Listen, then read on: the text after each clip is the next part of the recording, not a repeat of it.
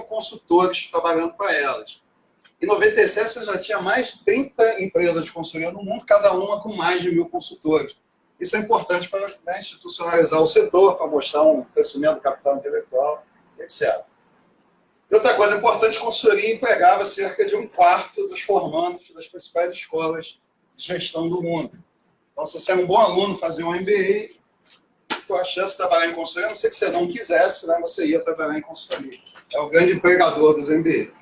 Até hoje é um grande empregador, mas hoje já divide, né, um pouco a atenção. Tem muitos MBAs que querem ser empreendedores, né, alguns vão para banco de investimentos, tal, então as consultorias perderam um pouco essa relevância.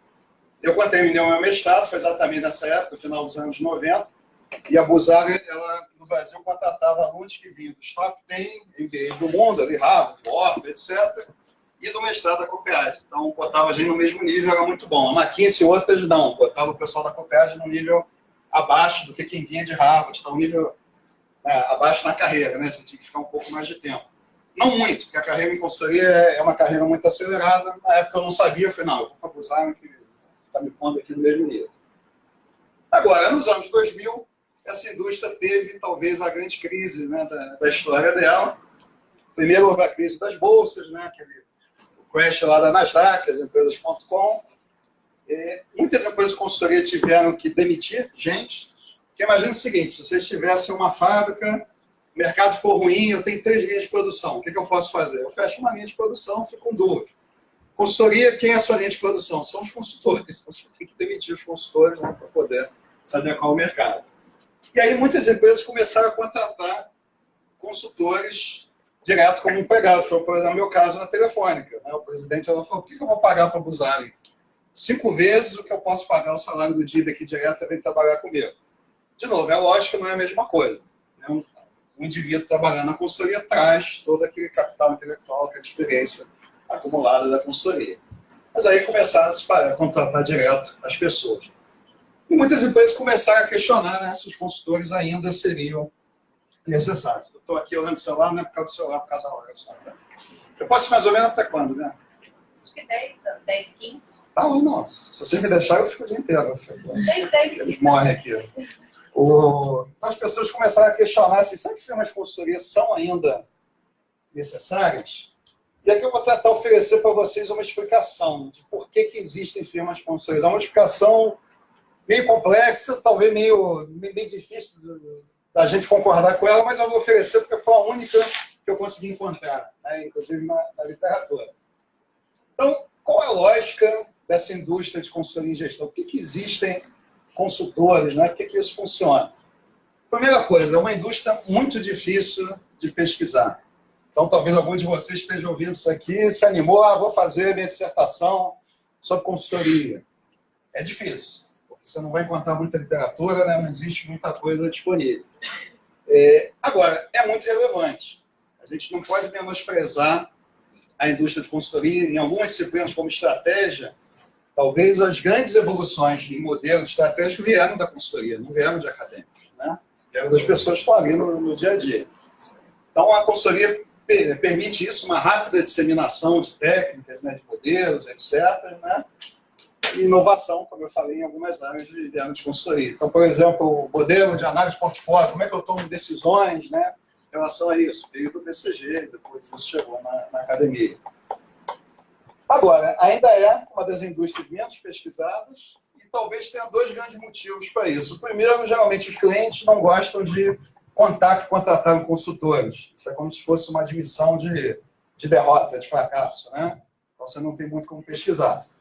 E segundo, as empresas de consultoria guardam segredo, porque parte do capital intelectual delas é exclusivo, qualquer um poderia copiar, então, na verdade, elas não estão muito interessadas em divulgar estudos, divulgar artigos contando como fazer uma determinada análise, usando um modelo, porque o concorrente iria copiar aquilo. Então, é um setor muito fechado, muito difícil, realmente, de ser estudado. Mais importante, a gente não pode subestimar a importância do setor. O Peter Drucker, né, que é o grande, talvez o maior pensador que a gente teve na administração, ele apontou aqui 2 maneiras, 2 razões por que existem consultorias. Ele fala, o gerenciamento não é nenhuma ciência, nenhuma arte, né? Na verdade, é uma prática e você melhora a sua prática conhecendo mais, experiência em outros setores, outras indústrias, outras questões de negócio. É isso que o consultor acaba se desenvolvendo.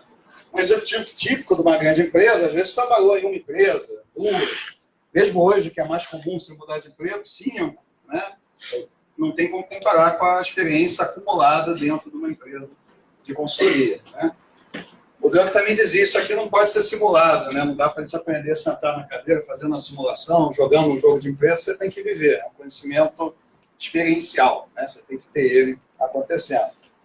Então, assim, os executivos, eles querem ter alguns insights mais objetivos dos seus problemas, e isso foi confirmado por uma série de pesquisas, quer dizer, os clientes geralmente contratam consultorias para ter esse tipo de insights, esse tipo de objetividade, né? É isso que eles estão esperando. Existem várias tarefas que um consultor pode fazer, existem vários arcabouços para isso. Eu peguei um que é o mais clássico, é do Turner, lá do início dos anos 80, né? Começa desde, talvez, o trabalho mais simples de consultoria, dar algum tipo de informação para o cliente, né? Então, o cliente contrata a consultoria, eu queria saber mais sobre o mercado de software as a service. Diga. Tem uma razão que os clientes não falam. Diga. Dificilmente quando o contrato stop fala. Ah. Se der errado, eu contratei melhor. Isso. Esse é um motivo, não deixa de ser uma admissão de fracasso, né? Mas isso acontece muito. Quer dizer, eu contrato a McKinsey, ó, foi na conta da McKinsey, não fui eu, né? O que é feio, porque, de novo, o ônus e o bônus é do cliente. A consultoria é um serviço de aconselhamento, mas é feio. Às vezes é feito pior, contrata a McKinsey, terceiriza, né, a decisão para a McKinsey para poder depois falar que não. É um uso errado de consultoria, né? Às vezes até tem uma outra coisa ruim, às vezes o cliente contrata a consultoria para falar uma coisa que o cliente já sabe, mas ó, a McKinsey está falando, então deve ser verdade. Todos esses são usos errados, né? Como qualquer atividade humana, né? Tem que estar sujeito a ele. Então aqui a gente vai aumentando a complexidade do tipo de tarefa que você pode fazer com o cliente, né? Uma coisa é só dar informação, outra coisa é tentar resolver um problema, outra coisa é fazer um diagnóstico para chegar em qual é o problema, né? Fazer recomendações, fazer no diagnóstico, ajudar na implementação, né? Até no final você ser quase que parte, né, da função do cliente. A consultoria no início ficava mais aqui em cima, com o passar do tempo ela vai descendo, porque existe maior adição de valor conforme você vai fazendo atividades mais complexas, né? E existindo maior adição de valor, você é melhor remunerado. Agora, isso aqui demanda uma confiança muito grande na relação entre o cliente e a empresa de consultoria ou o consultor. Às vezes, contratos mais elaborados para garantir, né, você não vai abrir nenhuma informação do seu cliente, então isso aqui começa a ficar um pouquinho mais complicado. O Marvin Bauer foi um consultor muito famoso na indústria, presidente da McKinsey, né, por muitos anos, e ele, no livro dele, chega em 6 razões por que as empresas contratariam consultores externos. Primeiro, o consultor provê uma competência que não está disponível dentro da empresa. O consultor tem experiência, né, fora da empresa. Eles têm tempo para estudar os problemas da empresa, de alguém que está ali no dia a dia. Eles são profissionais, né, vão ser objetivos, etc. Eles são independentes, vão ser isentos nas recomendações. E eles têm uma habilidade de criar ação baseada na recomendação deles, de transformar, né, aquele pragmatismo ali que foi citado. Isso aqui tudo é muito bonito, né? É um consultor justificando por que ele existe. Mas se a gente for entrar a fundo aqui nesses motivos, eu não sei até que ponto todos eles se sustentam, né? Então, por exemplo, o consultor, será que ele é mais competente que o executivo de uma empresa? Quer dizer, o executivo de uma grande empresa já passou por um monte de problemas, né? Então, a competência é meio questionável. A experiência externa, tudo bem, né? Porque aí o executivo está ali dentro, não tem experiência externa. Tempo, né? Por que o consultor tem mais tempo para resolver o problema de uma empresa? Entendeu? É uma questão de prioridade. Você determina que determinadas pessoas vão resolver aquilo, né? Ser um profissional, o consultor é mais profissional que o funcionário, não é muito claro isso, né? Ser independente mas, por outro lado, também, dependendo de quem está pagando a consultoria, pode não ser, dependendo de como a consultoria se comporta, que seria, obviamente, errado. Então, também isso tem argumentos a favor e contra, né? A questão da ação é muito mais uma questão de você ter uma metodologia que garanta a implementação. Então, também não é tão óbvio assim. Ainda falta um motivo mais forte, né? Por que eu vou contratar uma consultoria? Por que eu não faço o trabalho, né, dentro aqui de casa? E aí, a explicação que eu falei para vocês que eu consegui chegar, e me parece uma explicação razoável, né, é a gente entender o seguinte. Primeiro, existe um conceito chamado custos de transação. Você já ouviu falar em custo de transação? Por exemplo, quando eu tenho uma fábrica, eu tenho os custos de produção. Produzir um produto, matéria-prima, mão de obra, tudo são custos de produção. Agora, existe também custos de transação. Né? Eu, para comprar uma matéria-prima, eu vou ter que perder tempo procurando, né, quem são os melhores fornecedores e tal. Isso é um custo de transação, e muitas vezes é difícil de contabilizar. Vamos dar um exemplo pessoal nosso. Né? Você vai viajar. O teu custo direto da viagem é passagem, hospedagem, né? Quando você vai gastar dia a dia. Mas tem um custo de transação que é planejar a viagem, não tem isso? Isso às vezes não demora muito mais até do que a viagem. Será que eu estou comprando a melhor passagem? Será que eu não... Né? Ou então uma empresa tem que fazer um contrato, um advogado, tal, isso tudo é um custo de transação. Na sociedade moderna, esses custos de transação aumentaram muito. Né? Os setores diminuíram, mas, no modo geral, aumentaram muito. As coisas ficaram mais complexas. Né? Se eu sou um executivo senior, eu estou muito mais preocupado com essas questões mais abstratas ligadas a custo de transação, né, do que a produção que está mais ou menos ali organizada. Então, o Herbert Simon, que foi um prêmio Nobel, ele falou isso aqui, ó, na sociedade pós-industrial, o problema central não é mais organizar a produção de maneira eficiente, embora, lógico, isso ainda é muito importante. Mas é se organizar para tomar decisões. E a tomada de decisões demanda lidar com todos esses custos de transação. E as empresas de consultoria, elas são capazes de diminuir esses custos de transação, porque elas já vão chegar com uma metodologia eficiente, que funciona, que poupa tempo, né, que vai garantir um resultado melhor, em teoria. Além disso, você tem que ser bom em manipulação de símbolos. Isso aqui parece uma viagem na maionese, né? Mas no mundo de administração, a gente está o tempo todo manipulando símbolos. A gente está pegando a realidade e transformando numa coisa simbólica. Por exemplo, estratégia, qual é o modelo mais comum de análise no setor industrial? Mais famoso. Já citei até o autor dele aqui hoje. 5 forças do Porter. Todo mundo já ouviu falar, mais ou menos? Quais são as 5 forças do Porter? Vocês lembram? Poder de quem? Fazer aqui um quiz, hein? Poder dos fornecedores, poder dos consumidores ou clientes, ameaça de substituição, rivalidade da indústria, ameaça de novos entrantes. O Porter pegou a realidade, né, toda coisa que existe num setor, e transformou em 5 caixinhas. Olha, tem que olhar para essas 5 coisas. Todo modelo ou é uma ocultação da realidade, eu estou cortando parte da realidade, estou deixando de fora, ou é uma desidratação da realidade, eu estou enxugando aquilo ali o máximo. Mas ele é útil, porque lidar com a realidade eu não ia conseguir tomar decisão nenhuma. Então, através de uma análise de modelo, no fundo, as 5 forças do Porter serve para responder uma pergunta ao final. Nesse setor, é fácil ou é difícil ganhar dinheiro? É isso que ele está olhando. Né? É fácil ou difícil ter um bom desempenho? É uma manipulação simbólica. E consultoria faz isso muito bem. Né? Então, hoje em dia, vocês todos fazendo mestrado, quem está na graduação e tal, vocês estão aprendendo a ser analistas simbólicos, né? E manipuladores de símbolos, de modelos, né? De ferramentas nesse nível. Então, é muito importante eu conseguir identificar um problema, quebrar esse problema em algumas partes fundamentais, né? Criar um modelinho em relação a isso, para poder tomar uma decisão. Esse exercício de simplificar a realidade em coisas abstratas é o nosso dia a dia, né? É o dia a dia de consultores, é o dia a dia de acadêmicos, né? Eu diria até que é o dia a dia de executivos, quando você não está no nível ali da produção, você passa por nível, você vê um colarinho branco, né, na empresa. Então, um exemplo aqui das 5 forças do Porter é um bom exemplo disso. Então, eu vou mostrar aqui, por exemplo, uma página de um relatório real de consultoria. Eu não sei bem do que se trata, vocês também não vão saber do que se trata, mas eu acho que dá para a gente entender o que é uma manipulação de símbolos, né? Como é que o consultor é muito bom em fazer isso. Quando eu falo manipulação, não é no sentido negativo, não, no sentido positivo, de conseguir transmitir uma mensagem, né? Então, por exemplo, está falando o seguinte, olha, tem uma estratégia híbrida que o consultor está propondo, ele está analisando o impacto em 4 áreas de lucro de uma organização. Quais são as 4 áreas de lucro? O gerenciamento do relacionamento com o cliente, serviços de integração de sistemas, programas de parceria de negócio e serviços de pós-venda. Não tenho a menor ideia do que se trata isso, mas eu entendo que tem as 4 aqui. E aí tem 3 alternativas estratégicas. A primeira alternativa é muito lucrativa aqui no serviço de integração de sistema, né? Não é tão boa nos outros, eu consigo ver, entender isso. A segunda já é boa aqui, nas parcerias de negócio, não é tão boa nos outros. A terceira é boa no primeiro e no segundo, não é boa no meio. E eles estão propondo uma 4ª, que junta as 3, o que tem de melhor em cada uma, que é boa em tudo. E aí eles vão explicando como é que eles fizeram isso. Se vocês tivessem tomado uma decisão agora, Que estratégia vocês vão usar? A1, A2, A3 ou a híbrida? Qual que vocês escolheriam?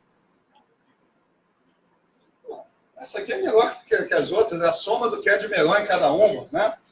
Então, assim, criar um negócio desse é uma manipulação simbólica. É um trabalho enorme, provavelmente isso aqui é o resultado de um projeto de consultoria, onde foram levantadas uma série de informações para fazer as contas e tal. Agora você tem que saber também como vender isso. Então, no momento que você consegue fazer isso bem, o cliente olha e fala, nossa, é essa, top, vamos implementar a estratégia híbrida. Aí a gente vai fazer isso. Por exemplo, tranquilos? Esse gráfico aqui é a evolução do mercado de consultoria ano a ano, crescimento anual. E aqui eu tenho a passagem do ano, comecei aqui nos anos 70 até 2015. Aqui eu tenho taxas de crescimento, é um gráfico super difícil de chegar, meio chutado provavelmente, mas veio de fontes mais ou menos razoáveis. Isso aqui é o crescimento do PIB global, né? Então você vê que o PIB é uma coisa mais ou menos vegetativa ali, 4% em média, e essa linha é o crescimento do mercado de consultoria. E sempre que tem um pico, tem um vale, teve algum motivo externo, isso é uma coisa interessante. Então, por exemplo, nos anos 70, a moda era o planejamento estratégico. A Shell, na época, fazia aqueles cenários, 100 anos no futuro, né, e tal. Então, se vendeu muita consultoria, cresceu muita consultoria fazendo isso. Depois dos anos 80, foi o Total Quality Management, né, qualidade, e Business Process Redesign, que é a famosa reengenharia. O pessoal mais novo nunca ouviu falar nisso, quando eu comecei a trabalhar, só se falava em reengenharia, que é você redesenhar os processos, buscar otimização. Nunca se vendeu tanta consultoria na vida. Aí, nos anos 90, teve a fase dos softwares de gestão, Enterprise Resource Planning, SAP, Oracle, etc. Depois teve o bug do milênio, que eu comentei, foi muito bom para a consultoria. Aí teve a queda lá nas empresas.com. Aí aqui já foi o Sarbanes-Oxley, que foi pós o fim da Enron, processo de governança corporativa, né? Se vendeu muita consultoria. E hoje, eu diria que tivemos uma grande recessão, no final de 2009, ali, o mercado de consultoria hoje está por aqui. É um mercado que está mais ou menos estável, né? Sem um grande modismo. Está se falando muito em digitalização e algumas outras coisas, né? Mas não chega a ter um modismo da ordem desses outros. Então, consultoria depende muito, né, dos fatores externos, o que está acontecendo no mundo, né? Isso afeta muito o mercado. Eu falei que no Japão tinha menos consultoria que nos Estados Unidos. Alguém saberia dizer por quê? Muito menos, né? Por que a empresa japonesa não contrata consultoria externa? Fala, você fala. Eles são mais eficientes? Não necessariamente. Até são, mas não é tão gritante assim, mas pode ser um motivo. Mas o quê? A gestão do conhecimento deles? Oi? Relacionado com a gestão do conhecimento deles? Tem a ver com a gestão de conhecimento, porque eles são muito internos, né? Pois a empresa japonesa funciona muito em hierarquia interna, é diferente de uma empresa americana que a hierarquia não é a mesma coisa. Então, na verdade, isso é um somatório desses fatores, são questões culturais mesmo, né? Então, o Japão, por exemplo, ele não aceita muito que venha um conhecimento externo ali, né? Eles criam, né, o próprio conhecimento, etc. Eles trabalham mais em equipe naturalmente, né? Isso, de algum modo, faz eles serem talvez mais eficientes, como você falou. Os empregados, geralmente, da empresa japonesa estão ali para a vida inteira, né? Então, todo mundo se conhece, né? Já estão juntos. Existem hierarquias bem definidas, então eles não aceitam muito que venha alguém externo, né, para, de repente, começar a interagir com um cara no nível mais senior. Só para dar um exemplo disso, eu trabalhei na Shell, como eu mostrei para vocês, e um dos meus primeiros projetos na Buzaga foi tendo a Shell como cliente. Eu me lembro um dia, foi muito engraçado, eu entrei no elevador lá da Shell, eu tinha sido estagiário da Shell. Aí encontrei um diretor, 2 gerentes mais antigos que me conheciam desde estagiário, gostavam de mim, falei, Edi, tudo bem e tal. Aí o elevador parou no primeiro andar, então o presidente da Shell, que é um escocês, assim, meio antipático, a primeira era Highlander. Vocês viram aquele filme Highlander, que é um escocês cortador de cabeças, né? Esse presidente, o David Peart, ele vinha para fazer demissões e tal. O cara era bom nisso, né? Eu morreria. Ele era bom, depois ele tinha que ir embora, senão matavam ele também. Mas ele entrou, ignorou o diretor, ignorou o gerente, começou a falar comigo, porque eu era o consultor da Buzaga, estava ali lidando com ele. Então, assim, existe uma inversão de hierarquia. E os outros caras, assim, como é que o Diego está falando com esse cara? Né? O cara nem deu bom dia para a gente. E você, como consultor, tem que ter também muita humildade de saber que não é por tua causa. Porque você está ali representando uma empresa naquele momento e é isso, né? Então, a cultura realmente influencia, né? A consultoria também sofre influências culturais. No Oriente, não é que não existe, ela existe, mas é um pouco diferente, é menos popular do que ela é no Ocidente, né? Principalmente nos Estados Unidos. É o cliente mais difícil de trabalhar também, né? Porque japonês faz cara de paisagem. É dó. Falando aqui de Japão, tem um especialista de complicadíssimo isso. Porque eu trabalhei com consultoria japonesa, entendeu? E a cara de paisagem mais me matava. Eles não falam o que está se passando, né? Qual a decisão. Ou pode estar ganhando milhões, é a mesma coisa. E negociação é diferente. Você tem que se adaptar. Culturas não são, né, nem superiores nem inferiores, são diferentes. Né? Você tem, de algum modo, pode ser até superiores para algumas coisas, não para outras, mas nada, você tem que se Não, e era adaptar. muito engraçado, porque assim, era uma japonesa com italiano juntos. Nossa Senhora! Então, eram os extremos, assim. Eu trabalhei na TIM com italiano, os italianos eram diferentes. Parece, assim, como é que se fala? Aquela parte da escola de samba italiana. Como é que chama isso, gente? Não branco, tô ficando velho. Concentração de escola de samba. Isso é difícil, né? Concentração de escola de samba. Você faz isso aqui é uma zona, não vai, é na hora que entra, tá lindo na avenida, né? E o italiano funciona assim. Mas então, quer dizer, as grandes empresas de consultoria, na verdade, elas estão disputando em 3 frentes aí. Elas estão disputando os principais clientes, né, as grandes empresas do mundo. Elas estão disputando para ter as melhores ideias, os melhores modelos, né, as coisas que elas podem vender para os clientes. E estão disputando para atrair e motivar as pessoas certas, né? Vou ter o certo aqui entre aspas, que é quem vai conseguir, né, atender esses clientes, ter as ideias e tal. Então, existe realmente muita disputa, né, entre as consultoras para contratar gente boa, que é quem vai permitir que isso funcione. Aqui é uma visão do mercado de consultoria. Esse gráfico também é difícil de fazer, deve ter algumas imprecisões, mas só para dar uma ideia para vocês, essa barrinha representa 100% do mercado. O que me interessa é a consultoria em gestão, né? A consultoria mais geral, que é essa barrinha menor.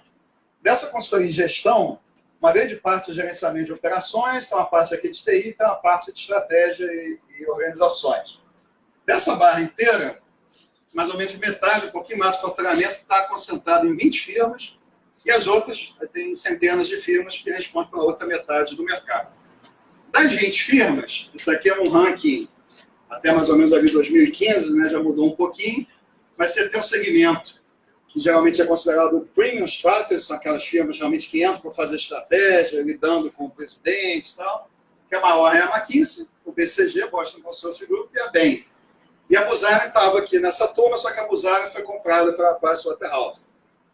Aí você tem consultorias de tamanho menor, mas que também disputam os mesmos clientes da Premium, também fazem projetos de estratégia.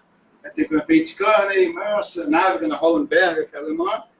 Você tem as Big Four, né, de auditoria, temos aqui a Deloitte representada, a Deloitte, a Ernst Young, a KPMG e a Pricewaterhouse. As Big Four estão também criando divisões de estratégia, então a Deloitte pegou a Monitor do Michael Porter, a Price comprou a Booz, né, e por aí vai.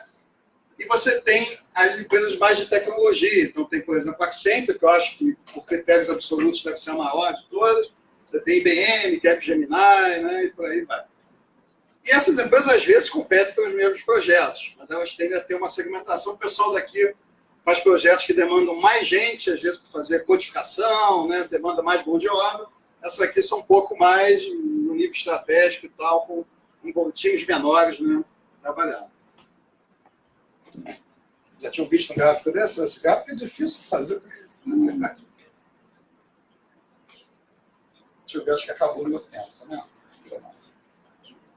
10. Tá. Eu queria só, passando agora de mercado, tudo, só falar um pouquinho assim, como é que a cabeça do consultor, que tipo de coisa tem que fazer, né? Então, uma coisa muito importante para o consultor, quando ele entra num determinado projeto, ele tem que rapidamente conseguir estruturar o trabalho dele. E aí você tem um framework, um arcabouço para fazer isso. Eu vou dar aqui só um exemplo de um arcabouço mais simples possível que a gente pode usar, que é o SQQA, que é você dividir uma coisa. Existe uma situação, existe um problema, tem algumas questões que eu posso fazer, eu vou tentar chegar numa resposta para o meu cliente. O arcabouço que você usa é menos importante do que você efetivamente usar algum arcabouço, alguma coisa que organize o seu projeto, que você vai ter pouco tempo, né, para chegar numa resposta para o cliente. Então, consultoria, ao contrário do trabalho acadêmico, do trabalho científico, ela é muito indutiva, né? Você tenta já ir direto na resposta, mas, na verdade, você tem que fazer isso com honestidade intelectual. Você tenta fazer algumas hipóteses, mas você tenta primeiro derrubar suas hipóteses, para ganhar tempo. Se não derrubar, né, aquela hipótese é boa. Então, por exemplo, vamos usar aqui o Situation, Problem, Question, Answer. Situation. A situação é sempre a verdade, né? Uma declaração do que existe. Então, digamos que eu tenho um cliente chamado Big Oil, uma empresa de petróleo. Qual é a situação desse cliente aqui nesse exemplo? Esse é um exemplo baseado num caso real, assim, um pouquinho disfarçado. Esse meu cliente usa 300 tipos diferentes de tubos, de canos, do negócio dele. Essa situação, aqui não tem fake news, não tem nada. Quem olha, conta, ela faz. Tem 300 tipos de tubo diferentes. Qual é o problema que essa situação pode me trazer? O que vocês imaginam? 300, será que é muito? Será que ele está desperdiçando dinheiro? Será que ele tem um estoque alto? Né? Então, o problema é sempre um elemento saliente da situação que você pode tentar resolver. Então, olha, parece que esse número aqui de 300 tipos de encanamento é meio excessivo, né? E aí eu tenho um excesso de estoque, de inventário. Qual é a questão? Né? Às vezes, formular a questão é a arte do projeto de consultoria. Uma boa questão, né? É meio caminho andado. Olha, será que eu posso reduzir o número de canos diferentes e ainda manter as especificações funcionais? Porque reduzir você pode reduzir, mas aí você perde mercado, não vai poder atender determinado segmento, né? Essa é a questão. E a resposta, você vai ter que buscar dados, buscar informações, fazer análise e tal, mas aí fora. Nesse caso específico, você pode reduzir de 300 para 30, aí você vai reduzir o tamanho do estoque em tantas vezes, aí ainda vai atender 98% do que você precisa. Show de bola. Esse é um projeto de consultoria que se pagou, né? Deu uma economia maravilhosa para o cliente, usando um arcabouçozinho super simples, né? Só para organizar a cabeça enquanto você faz o projeto. Deu para entender, mais ou menos? Uma coisa que é muito comum em consultoria é a gente buscar os issues. Issue é uma grande questão, né? Então, a partir do problema, você quebra ele em algumas questões e você vai bolar algumas hipóteses para tentar chegar na solução, né? Cada hipótese vai demandar que eu vou buscar informações para chegar na conclusão que eu recomendar. Tentando transformar isso aqui numa coisa mais prática, né? Então, o issue é uma grande questão, tem a ver com... Você sempre tem que fazer essa pergunta, so what, né? E daí? Tem que ser relevante para o meu cliente. Você vai ter algumas dessas questões, alguns desses issues, né? E a coisa mais importante, o consultor adora falar isso, né? Os teus issues têm que ser MICE, se você ouvir essa expressão MICE, mutuamente exclusivos, coletivamente exaustivos. Ou seja, o que está em um lugar não pode estar em outro, para quando eu somo todos, eu tenho o todo. Então, por exemplo, vamos dar um exemplo aqui de um esquema MICE. Rapidinho. Se eu quisesse quebrar a população do Brasil de uma maneira mutuamente exclusiva e coletivamente exaustiva, como é que eu posso fazer isso? A primeira quebra pode ser em quê?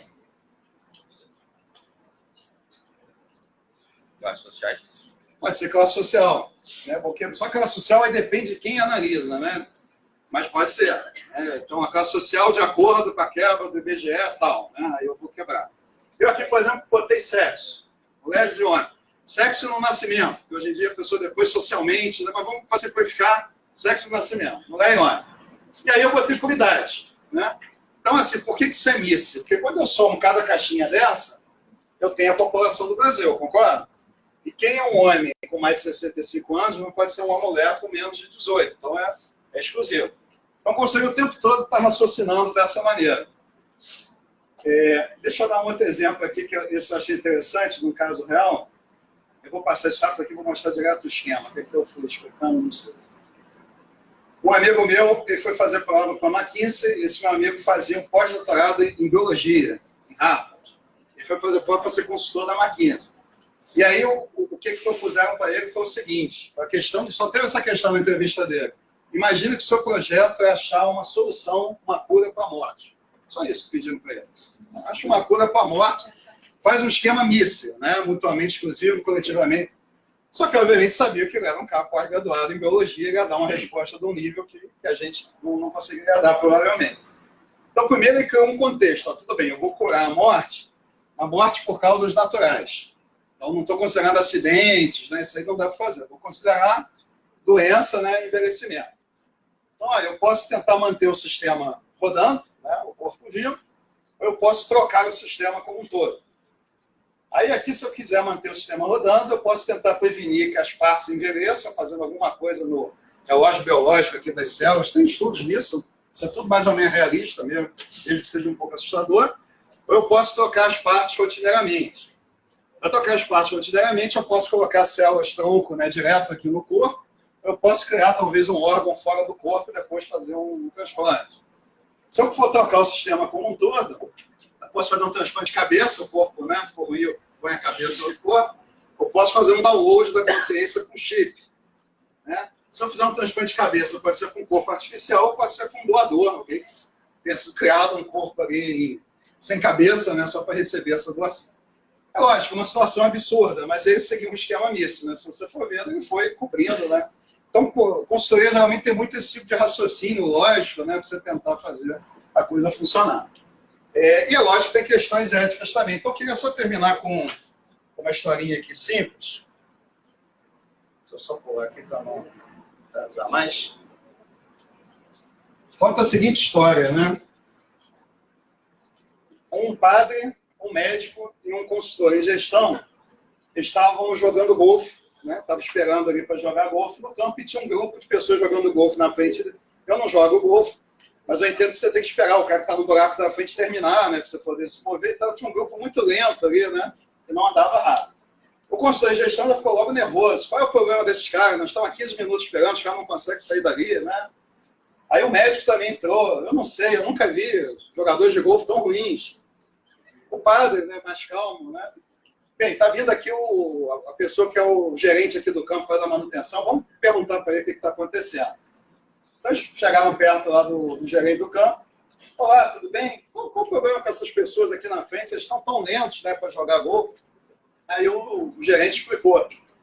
Esse é um grupo de bombeiros cegos. Eles perderam a visão deles tentando salvar a sede aqui do nosso clube. E aí a gente deixa eles jogarem de graça sempre que eles quiserem. Tem uma explicação, né? Aí o grupo ficou em silêncio, quem estava reclamando, o padre falou, nossa, isso é muito triste, eu vou fazer uma oração para eles essa noite. Né? O médico, bem, eu vou contactar um colega meu que é oftalmologista, de repente ele pode ajudar de alguma maneira. Né? O que vocês acham que o consultor falou? O consultor perguntou, né? Por que eles não jogam de noite? Porque eles são cegos mesmo. Isso é um modo de consultoria, né? Na verdade, eu uso essa piadinha só para introduzir o tema de ética em consultoria. Eu queria terminar nesse tom, né? Quer dizer, talvez não seja a solução mais ética, porque afinal de contas o bombeiro quer jogar na hora que quer jogar, não é? O consultor tentou otimizar. E consultoria tem que tomar muito cuidado, voltando àquele ponto que eu falei. Você vai dar uma recomendação, você não vai tomar decisão, mas você vai influenciar uma decisão do seu cliente e você vai embora. O seu cliente vai ter que conviver com ônus e com bônus daquilo. Então, o consultor tem que ter uma preocupação muito grande do que ele pode falar, do que ele pode fazer, né, das implicações, né, do que ele está falando, vão ter na vida das pessoas, né, e vão ter para a empresa cliente dele. Ok? E eu estou à disposição para tirar dúvidas, espero que tenha sido útil para vocês de alguma maneira. Muito obrigado, gente. Foi um prazer.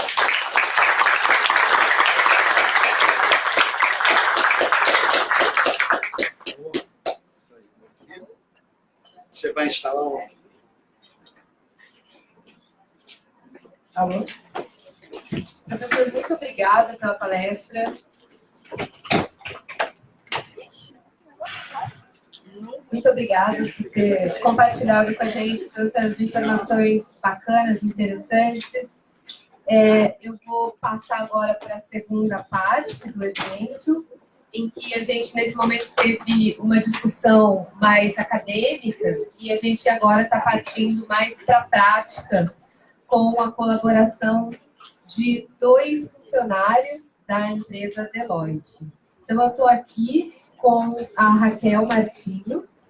Ela é... A Raquel é graduada em Administração de Empresas pela Universidade Federal Rural do Rio de Janeiro. Ela é gerente sênior de consultoria no escritório da Deloitte do Rio de Janeiro dedicada à matéria de preços de transferência há mais de 13 anos, sendo especialista na indústria de petróleo e gás e manufatura. Ela também fez cursos de extensão em comércio exterior na UERJ. Estamos aqui também contando com a colaboração do Tadeu Henriques Júnior. O Tadeu ele é formado em Direito pela Universidade Federal de Juiz de Fora e em Contabilidade pela PUC de Minas Gerais. Possui mestrado em Direito pela UERJ na linha de Finanças Públicas, Tributação e Desenvolvimento. É gerente tributário da Deloitte desde 2018, envolvido com auditoria tributária, conformidade tributária e estratégias de planejamento tributário. Ele também é experiente em uma ampla gama de indústrias, como óleo e gás, energia, mineração e bens industriais. Para quem não conhece, então, a Deloitte é uma empresa de serviços sediadas em Nova York, nos Estados Unidos. Ela foi fundada em 1845 em Londres, possui hoje 700 escritórios em mais de 150 países e conta com cerca de 300 mil profissionais no mundo todo. Então, vai ser ótimo contar com vocês, fiquem à vontade.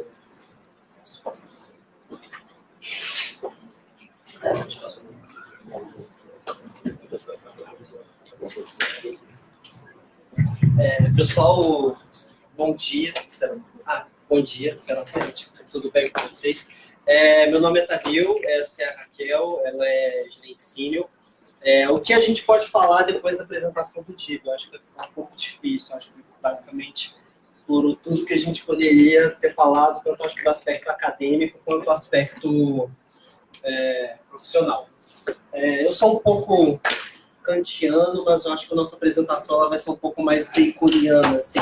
Acho que a gente tem para passar são mais aspectos práticos da nossa rotina, um overview da indústria e quais são os aspectos que a gente tem hoje em dia trabalhando com consultoria e quais são os desafios que a gente vivencia hoje em dia. Acho que dá para passar só para a gente introduzir. Só para passar qual que é o contexto da indústria de consultoria no Brasil.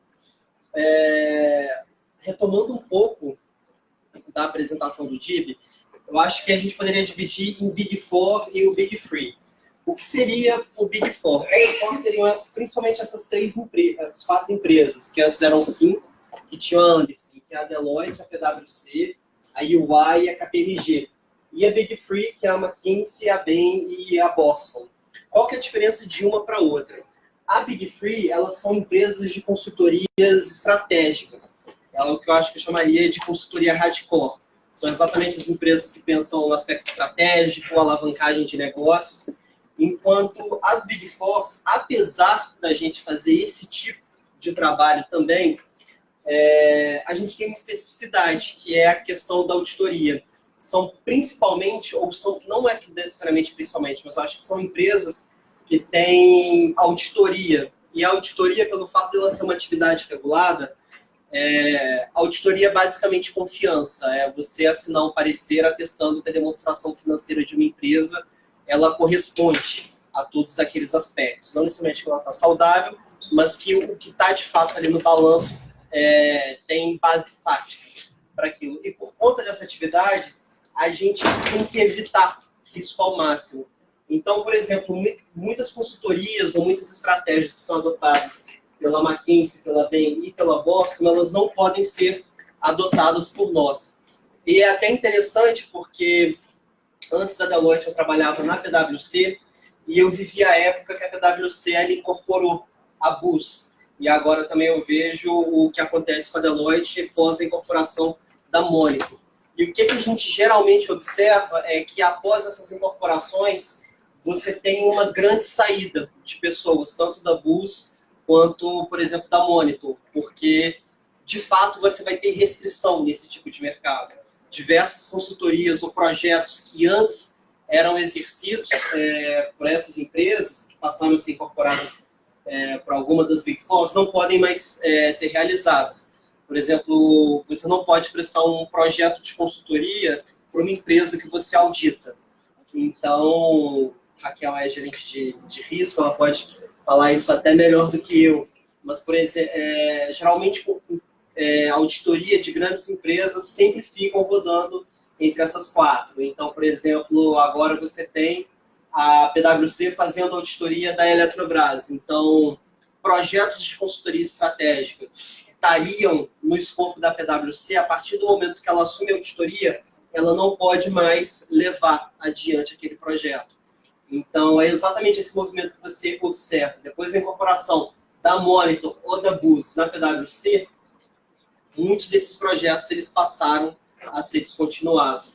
Então, por isso que eu acho que se fosse para fazer uma diferenciação hoje em dia no mercado de consultoria, essa diferenciação seria entre as Big Four, que são empresas que têm também projetos de auditoria, e as Big Three, que são, na verdade, empresas essencialmente de consultoria. Tem um aspecto que a gente vai falar um pouco mais para frente, mas só já dando um pequeno spoiler. Além dessa outra diferença, eu acho também que tem, apesar de ter formação em ciência política e sociologia, eu acho que tem alguma diferença também de social skills também e de formas de seleção que essas empresas elas adotam. Mas isso aí vou deixar um pouco mais para frente para a gente falar. Tem alguma coisa para complementar sobre isso? Só dando... Consultoria é uma coisa que você tem que ter muito capital humano, e a riqueza desse capital humano, ele cresce nos contatos, nos relacionamentos que você vai estabelecendo. Então, geralmente, essas empresas, elas são, na verdade, quase chega a ser um oligopólio. Eu acho que a classificação econômica chega até a ser monopsômio, alguma coisa assim. Mas são empresas que elas têm presença mundial, e é esse tipo de presença, esse relacionamento que, na verdade, fazem com que a gente possa alavancar ou ter algum diferencial estratégico frente ao nosso cliente. Então, por exemplo, é muito comum que algum cliente seu pergunte como é que eu faço determinada coisa na Argentina? E aí você tenta procurar na sua rede interna alguém da Argentina para poder te ajudar com determinada questão. Então, consultoria tem muito disso. Na verdade, tem sempre alguém que já fez algum projeto parecido com o que você está fazendo, tem sempre alguém que já passou por aquele caminho das pedras. Então, o capital humano e a rede de relacionamentos que você trava na consultoria, isso é basicamente o diferencial que você consegue ter. Então, são empresas muito antigas e são empresas que têm presença mundial, que têm uma rede de relacionamento entre os seus profissionais bastante grande. Aí, no caso, é só uma descrição da Deloitte. Atualmente, a gente tem uma presença em 150 países e são aproximadamente 286 mil profissionais. Então, são basicamente 286 mil pessoas que você pode recorrer, gritar e virar e falar assim, me dá uma ajuda porque eu preciso de resolver determinado problema. Essas são as áreas de atuação. Então, a gente chama, tem a auditoria que a gente chama que, na verdade, que é o nosso programa de prevenção de vendas, que basicamente determinadas questões que você vende, ou determinadas questões que você quer fazer, nem sempre você vai conseguir fazer, porque você tem a auditoria, que é uma atividade regulada, e aí tem a parte de Financial Advisory, que entra na parte, de fato, de consultoria estratégica mesmo. Raquel e eu, nós somos da consultoria tributária, e você também tem o pessoal do Risk Advisor. Então, na verdade, é uma empresa que ela congrega várias especialidades. E é exatamente do jeito que o DIB virou e falou.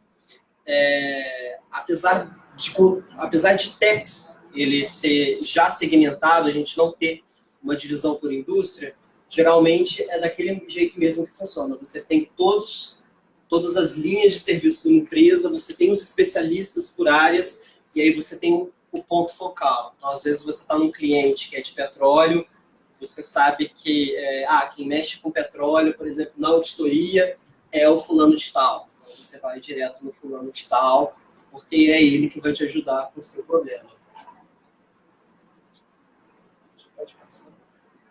Essa é uma descrição de consultoria tributária, só para exemplificar o que o Diego tinha falado. Ali você tem a parte de Global Business Tax Services, que é a parte de diretos, você tem ali embaixo o GS, que é imposto de renda de pessoa física, você tem impostos indiretos, e aí em cada uma dessas linhas você vai ter também as suas segmentações por indústrias. Então, isso aqui é uma apresentação institucional, então é exatamente assim que funciona. Já dei um spoiler que a gente iria abordar. Contexto atual do mercado de consultoria. Eu vou pedir também os inputs da Raquel. Mas o que a gente vivencia hoje, ou o que transforma o mercado de consultoria? Ali vocês viram que era basicamente um oligopólio. Você tem 4 empresas, que são as Big Four, que fazem auditoria também, e você tem 3 empresas que são de consultoria estratégica. Então, vocês devem, de certa forma, imaginar. Então, deve ganhar muito dinheiro consultoria. Tem, na verdade, 7 empresas para atender basicamente todo o mercado global. Inclusive, o Diego falou uma coisa que me impressionou um pouco, porque ele disse que saiu da Shell para ganhar mais. Hoje em dia, o movimento que a gente vivencia você vive uma vida franciscana na consultoria. Mas as estratégias pagam mais. São projetos mais longos, são projetos mais curtos, mas o salário é maior. Sim. A remuneração de estratégia normalmente é maior do que consultorias como postos. Compartilha com a gente. Estou batendo papo aqui.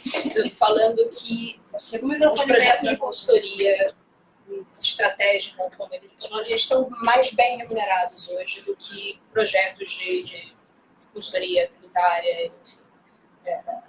Porque, muito embora exista bastante concorrência, até mais, eu acredito, do que em outras consultorias, a consultoria estratégica é um mercado que tem bastante consultorias hoje, ainda é mais bem remunerado pela alavancagem, acho que pelo retorno que isso dá para o cliente, em termos de número também, né? Eu acho também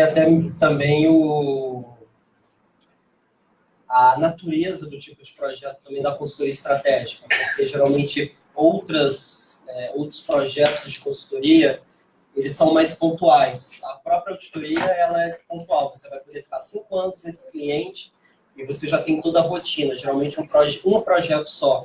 De consultoria estratégica, às vezes demora 1 ano e meio, demora 2 anos, enquanto geralmente um projeto de consultoria tributária demora 3 meses, já é o que a gente chama de um projeto longo, por exemplo.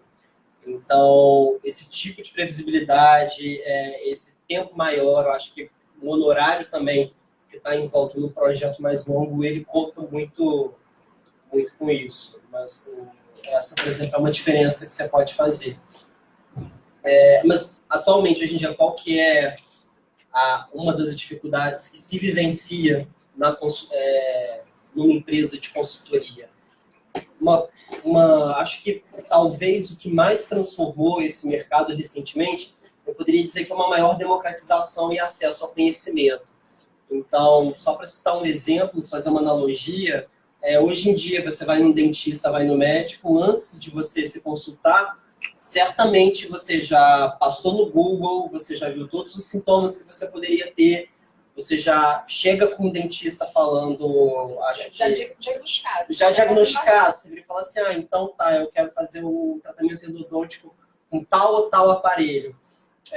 Hoje em dia você tem mais acesso ao conhecimento. O conhecimento, ele de certa forma, foi mais democratizado. Então, questões que anteriormente poderiam vir a gerar um retorno, a ser um projeto com o qual você poderia lidar, uma consulta, responder uma simples pergunta de um cliente. Hoje em dia, esse mesmo cliente, ele pode ir no Google, ele pode jogar, sei lá, alíquota imposto de renda pessoa física. Então, posso deduzir, sei lá, despesa de bar no imposto de renda? Ponto de interrogação. No Google, algumas coisas ele vai poder te responder. Então, o que a gente vê hoje em dia é um mercado que ele fica um pouco mais restrito, porque você tem uma maior democratização, um maior acesso ao conhecimento.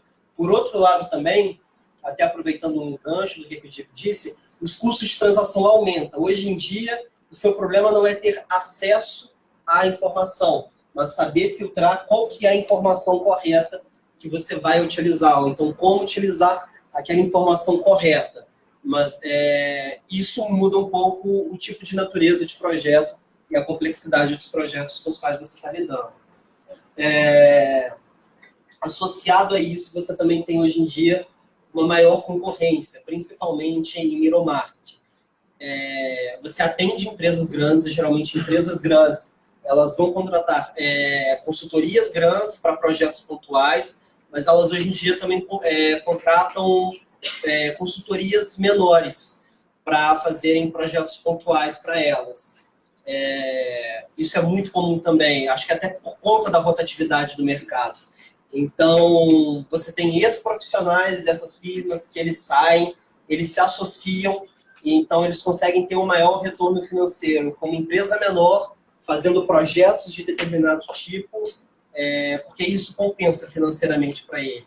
Isso, por exemplo, eu posso ver casos de ex-colegas que saíram da firma e atendem hoje em dia empresas de porte pequeno, porte médio, mas eles conseguem ter um retorno financeiro e também um equilíbrio de work-life balance, por assim dizer. Porque eles conseguem tirar um dinheiro maior do que eles teriam na consultoria, um custo menor. Hoje tem uma estrutura menor, por exemplo.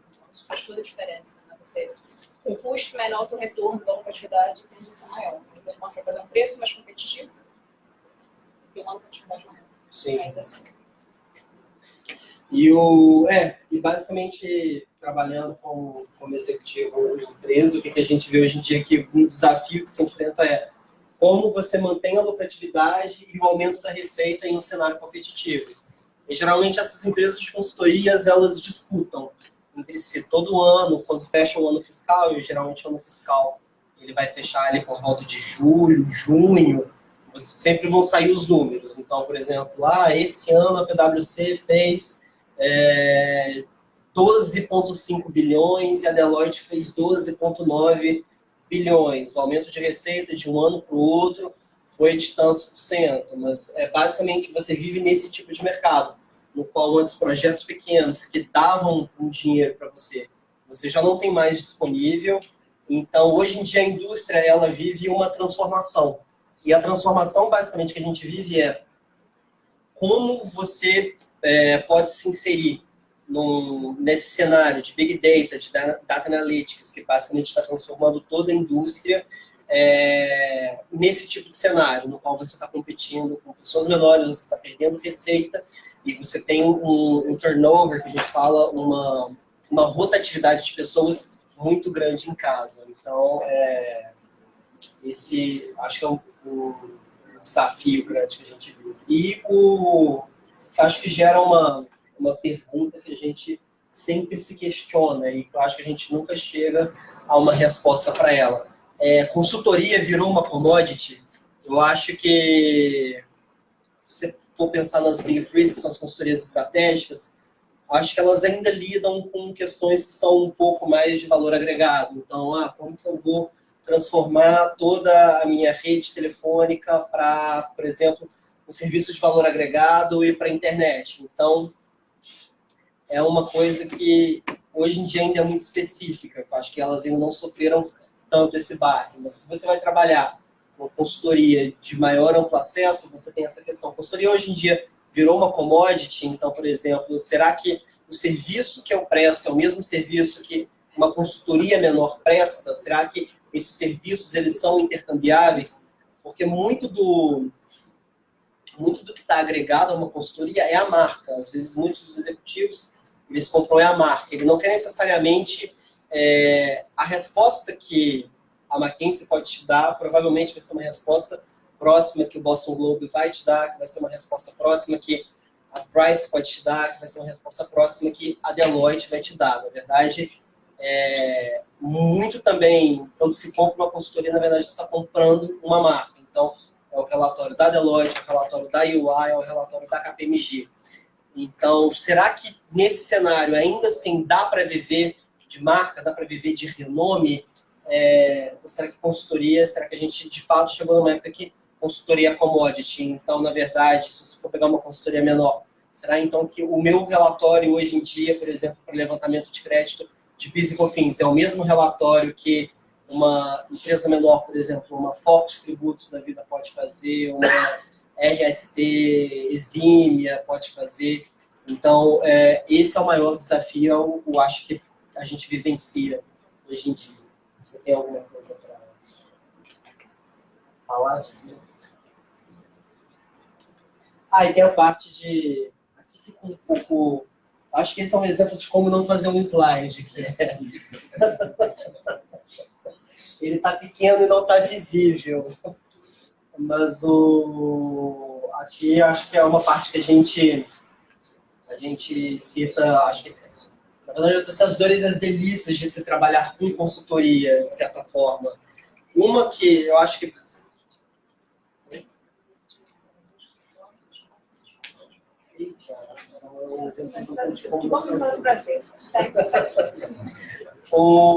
E aí, falando as vantagens e desvantagens, eu acho que, aproveitando um gancho do que eu tinha dito no início, uma coisa que eu acho que é muito interessante trabalhar numa consultoria internacional, eu acho que especificamente de Big Four também, não de Big Three, e aí eu vou dizer o porquê disso, é que, claro, tudo bem, não obstante as dificuldades que a gente tem aqui no Brasil de acesso ao ensino superior e o filtro que a gente tem, tanto o filtro de gênero quanto o filtro de raça, para acessar uma universidade, ingressar numa Big Four, hoje em dia, eu acho que você tem um acesso democratizado numa Big Four, por exemplo. Você não tem, por exemplo, barreiras ou seleções em função de universidade.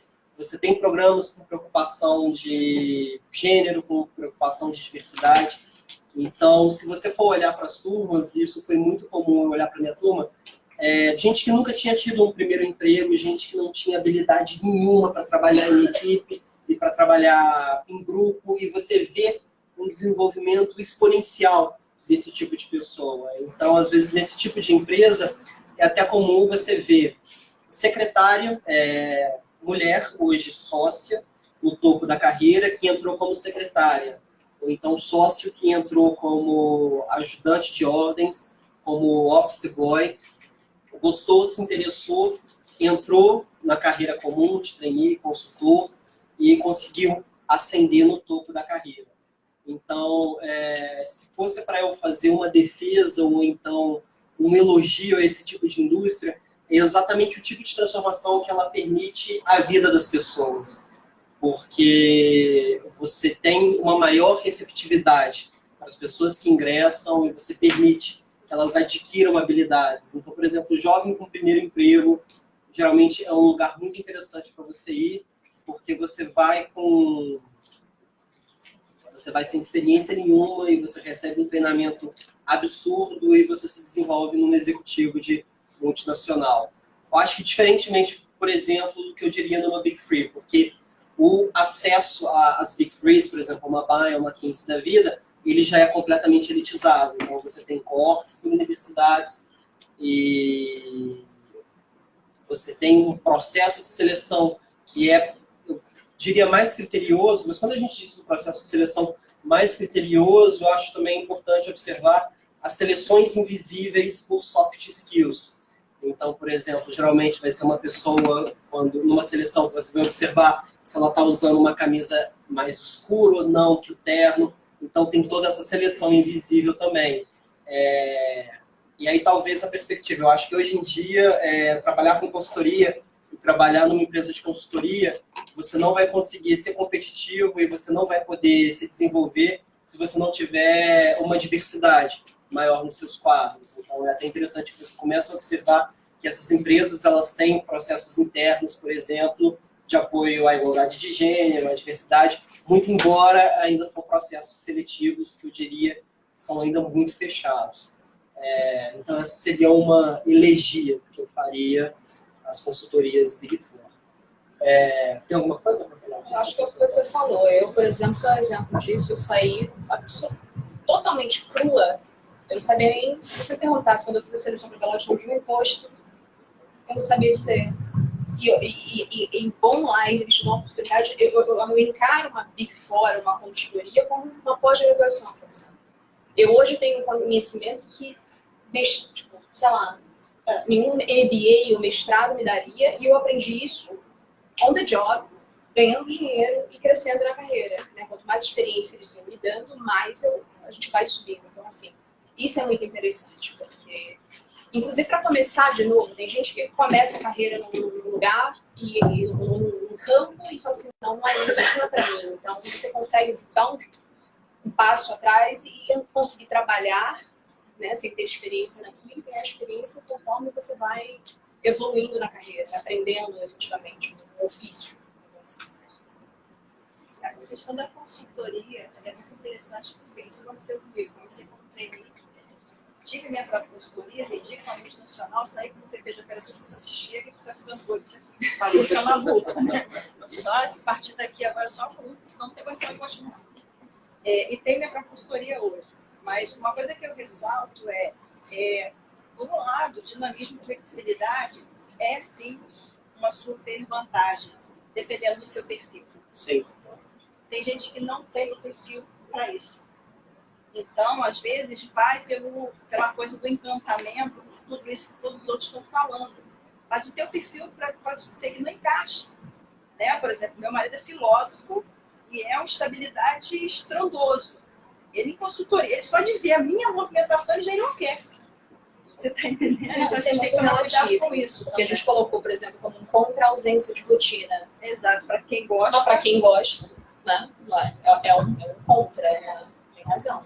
Mas é isso, o aspecto de rotina, eu sou louco por ausência de rotina. Tipo assim, tudo bem que às vezes quando você está num projeto você tem que ir 3 meses direto para Macaé, isso não é legal, assim, você cansa uma hora, mas assim, teve uma vez um projeto que eu fiz que em 2 semanas eu tive que ir para Manaus, Palmas, Campo Grande, e para quem gosta de assim, eu queria que fosse um pouco mais normal, porque eu gosto mesmo de ausência de rotina, mas para quem gosta de ausência de rotina e de rodar, experienciar, é muito legal, de fato. Mas igual você estava citando, tinha uma colega minha que ela virava e falava, meu Deus, tudo que eu quero é uma baia para colocar a foto do meu gato e minha caneca do Botafogo. E você nem tem baia em consultoria, porque você não tem um lugar fixo. Então, isso, para quem... Aí, no caso, é ponderar. Às vezes você pode ter sorte também de cair num projeto fixo, porque tem projetos fixos que você vai ficar 1 ano indo para aquele mesmo cliente. Tem outra questão, né? A pessoa que tem um valor de pertencimento, ela fica doida. Sim. Pertencimento. Mas eu acho que acho que isso é um pouco relativo também. Eu acho que isso varia às vezes, porque pelo fato de você trabalhar com o seu time, e às vezes você está num lugar isolado com o seu time. Então, fica aquela coisa, o grupo, essa é o meu time, minha equipe. Mas às vezes você está com uma pessoa... A minha dinâmica era bem maior, porque era TI, né? Era TI e eu entrei no momento da privatização dos telefones. Então, eu entrei assim no momento... Geralmente o pessoal da TI, o pessoal solta assim, a pessoa solitária. Não esquece, tem dia que você está assim, em crise. Eu, quando eu apresentei meu projeto para entrar no mestrado, era falar disso, lembra dele? E ele me entortou. Mas era para falar sobre a falta de identidade do consultor de TI. Sim. E acabei falando de liderança. Mas isso é verdade, a gente sempre adotava o pessoal de TI. A gente sempre falava assim, achamos um coitado de TI que está sozinho ali, é um saco a gente. Não, e detalhe, eu só lembro de TI quando dá problema. Para xingar. Mas, Ainda bem que dá muito problema. ainda bem que dá muito ser lembrado, né? Mas é só uma desabafo. Em minha defesa, a gente sempre chamava o pessoal de TI para ir almoçar com a gente. Mas isso que ela falou é verdade. Geralmente está sempre um coitado de TI isolado ali e assim, suando, porque geralmente é sempre muito problema. Isso acontece com ela falou, porque pela Aí ela tá... Você quer falar? Não, eu estava falando. Desculpa, tá entendendo? Imagina, sem problema. Não, eu coloquei a questão de, para quem não gosta de rotina, né? Tem que tomar cuidado com o perfil, porque quem não gosta de consultoria não tem rotina. E em TI, que foi a minha grande escola, muito menos, porque você cada hora está num lugar, viajando. Quem tem o valor de pertencimento é complicado, porque você se sente em determinado momento que você não pertence a nada. Você é de uma consultoria, mas você está dentro de um cliente, em parceria com a Accenture, eu passei por isso direto. Então, assim, a Accenture queria mandar em você, o cliente queria mandar em você, a consultoria queria mandar em você, e você tinha que dar conta daquilo tudo ali, tinha que ser de si com ela. Então, é uma carreira interessante, sim. Ela te dá a oportunidade de exponenciar a carreira muito rapidamente, mas tem que tomar esse cuidado. Será que o teu perfil é isso? É isso que efetivamente você quer? Porque senão vai ser uma sofrência eterna, né? É por isso que não é tão incomum. É comum o turnover, que a gente fala, né? Você contrata por ano para uma área específica 30 pessoas, daqui a 1 ano e meio você não tem nem metade, você tem 8 pessoas daquela turma. Porque a maioria te descobre que, né, não é para ela. Porque, como eu falei, são pessoas que estão começando a carreira, ainda não sabem direito, né, qual é o perfil. Você vai descobrindo isso as it goes, né? Mas assim, a maioria não sabe. Eu gosto de rotina, eu não gosto de rotina, eu gosto de viajar. Vai descobrir isso, porque assim, eu vou entrar na Deloitte porque eu gosto muito de viajar, amigo. É trabalho, não é viagemzinha. Você não está indo para se divertir, você não vai para o beach park, entendeu? Você vai ficar trancada numa empresa. É verdade. Porque muita gente entra, eu adoro viajar. Eu vejo na entrevista, quando a gente entrevista, a gente estuda muito isso. Viajar para você é um problema, trabalho? Não, eu adoro viajar. Eu falei, cara, tomara que ela está falando só de pegar avião, né? Porque é a única parte que intercede. Pegar avião avião e ficar diferente. preso, né, na conexão. Exatamente, entendeu? Mas assim, você tem razão, esse negócio aí por isso que não é incomum um turnover muito grande nos 2 primeiros anos, depois que a gente de uma turma entra. Né? Eu lembro que da turma anterior à minha, tinha entrado 35 pessoas em setembro. Quando eu entrei em abril, tinham 4 pessoas. Isso para impostos, especificamente. Então, assim, de fato, você vai vendo que aquilo não é para você. Só fica realmente quem se identifica. E só aproveitando o gancho disso que você disse, eu acho interessante porque trabalhar em uma consultoria de grande porte é basicamente você criar uma identidade de grupo numa pessoa. Então, eu falo assim, eu sou da Deloitte, eu sou da Price. E é um desafio, né? Como você fazer isso com uma equipe que, na verdade, às vezes é só uma pessoa, que é o pessoal de TI. E isso é muito desafiador, porque, na verdade, você não cria identidade daquela pessoa e você acaba aumentando a rotatividade, você não consegue desenvolver recurso humano naquela área, especializada naquilo. Então, de fato, é um problema, é algo que tem que ser enfrentado, então tem que ser analisado. Porque é igual consultoria de fato, né? Você pegar aquela reputação ali por trás daquela marca, mas você inculcar na pessoa, inculcar bem naquele sentido burguesiano, mas assim, de fato, todos os soft skills necessários para ela se tornar aquilo, se tornar um consultor, que é de fato adquirir a maestria, você passar você sair da zona de dor, que meu Deus, eu não sei nada, até você conseguir aprender involuntariamente tudo aquilo, se tornar natural, ser consultor. O que mais você tem?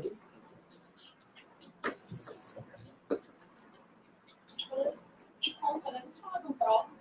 Tem coisa boa também, né? A gente falou do contra. Uma coisa que eu acho interessante plano de carreira. Todas essas firmas, elas oferecem plano de carreira, então o seu crescimento, ele é meio que obrigatório, todo ano você é promovido, enfim, existem... Merecendo, né? E obviamente, a oportunidade com base em meritocracia, né? Mas assim, se você estiver desenvolvendo bem, você cresce, todo ano. Isso eu acho que é algo que é super... atrativo, eu diria assim, porque, por exemplo, comparando com o mercado, se você entra, por exemplo, numa área tributária como um analista júnior de uma empresa, você tem que rezar para alguém morrer em cima de você, para você conseguir subir, senão você fica ali ganhando subsídio, né, durante anos. Uma carreira de consultoria, você tem essa vantagem de que todo ano você está crescendo, né? E assim, é interessante ver que o exemplo reverso, ele também é observável. Às vezes, você tem um plano de carreira que é esperado.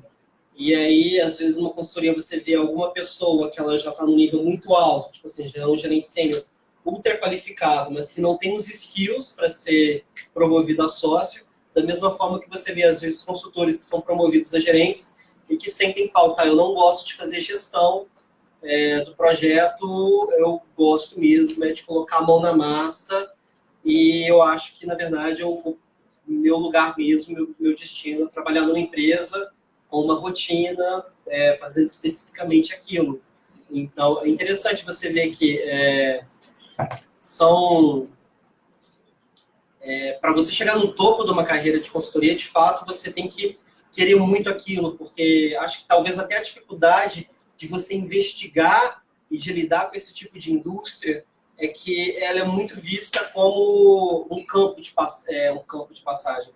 Eu diria que é uma instituição quase que transitória, porque basicamente são gerações que vão passando os skills e o conhecimento e a cultura daquela empresa. Mas você vai ver, na verdade, na verdade, eu acho que se você for pegar a porcentagem de pessoas que iniciaram aquela carreira e que estão ali, por exemplo, numa empresa há mais de 10 anos, você vai ter uma porcentagem ínfima. Eu acho que talvez até um pouco interessante, eu acho que o desafio de você estudar uma firma de consultoria é porque acho que o aspecto institucional e cultural é muito forte. É basicamente o que mantém. Eu acho que é a magia do negócio, de como ele funciona. Que é exatamente isso. Como que numa empresa na qual menos de 3% das pessoas estão aqui há mais de 10 anos, consegue funcionar, consegue vender, consegue fazer uma receita de 12 milhões. Como que esse negócio gira? E eu acho que é basicamente isso. Toda essa transmissão invisível do conhecimento, todo esse aparato institucional que não é necessariamente palpável, que não está em regras escritas, mas que está em toda essa invisibilidade daquela empresa, daquela cultura, daquele negócio.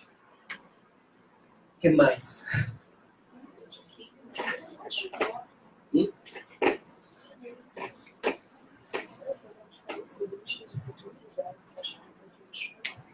Acho que é a versatilidade. Você lida com exatamente isso. O que uma empresa de consultoria tem, na verdade, para agregar é exatamente isso. É o fato de você trabalhar para várias empresas. Então, como o Dib disse, muitos projetos, por exemplo, é o seu cliente perguntando, claro, de uma forma polite, de forma ética e profissional, o que o concorrente dele está fazendo.